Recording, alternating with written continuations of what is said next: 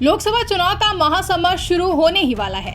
पार्टियां अलग अलग राज्य के लिए अलग अलग रणनीति बना रही हैं। हर एक राज्य के लिए एक लक्ष्य निर्धारित कर रही है और लक्ष्य को पूरा करने के लिए जद्दोजहद में जुट गई है। उत्तर प्रदेश में भी बीजेपी ने 80 सीटों का लक्ष्य रखा है। इस मिशन को पूरा करने के लिए उसे कांग्रेस और सपा के वो किले भेदने पड़ेंगे जहां बीजेपी दशकों से हाशिए पर पड़ी है।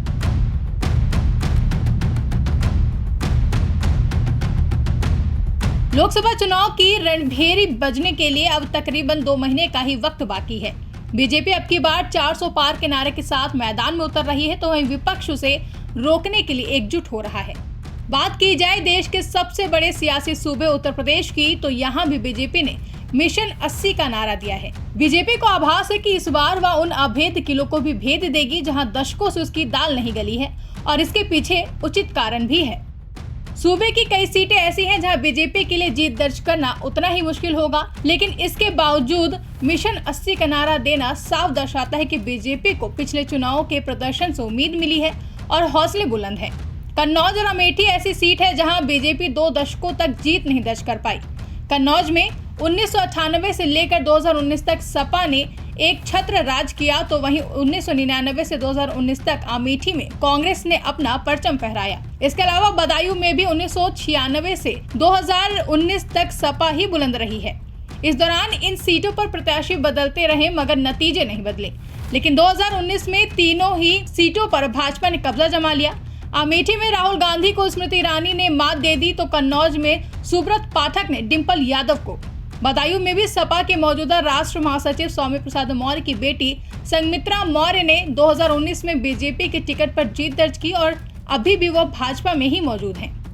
अमेठी, कन्नौज और बदायूं जैसे विपक्षी किलों को भेदने के बाद बीजेपी का हौसला 7वें आसमान पर पहुंच चुका है, और यही वजह है कि वह इस बार यूपी में मिशन 80 के नारे के साथ मैदान में उतर रही है और उसे उम्मीद है कि वह रायबरेली और मैनपुरी जैसे किलों को भी भेद सकती है।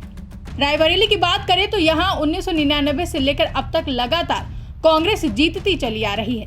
1999 में सतीश शर्मा ने जीत दर्ज की थी, तो वहीं 2004 से लेकर अब तक लगातार सोनिया गांधी मैदान मारती चली आ रही हैं। मैनपुरी का हाल रायबरेली से भी एक कदम आगे है। यहाँ 1996 में पहली बार सपा संस्थापक मुलायम सिंह यादव ने कब्जा जमाया, तब से लेकर अब तक लगातार यह सीट सपा के खाते में ही जाती हुई देखी गई। यहाँ तो प्रत्याशी बदलने का असर भी नहीं दिखाई देता। रायबरेली में बीजेपी ने जीत भले ही दर्ज नहीं की हो, लेकिन हार का अंतर पिछले 2 चुनावों में कम जरूर किया है। ऐसे में उसे उम्मीद है कि इस बार यहाँ वो बाजी मार लेगी।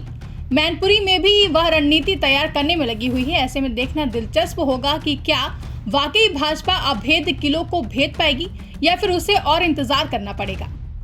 ब्यूरो रिपोर्ट, इंडिया पब्लिक खबर। फिलहाल के लिए इस खबर में बस इतना ही। देश और दुनिया की ऐसी ही तमाम बड़ी खबरों के लिए हमारे YouTube चैनल को सब्सक्राइब करें और बेल आइकन को प्रेस करना ना भूलें।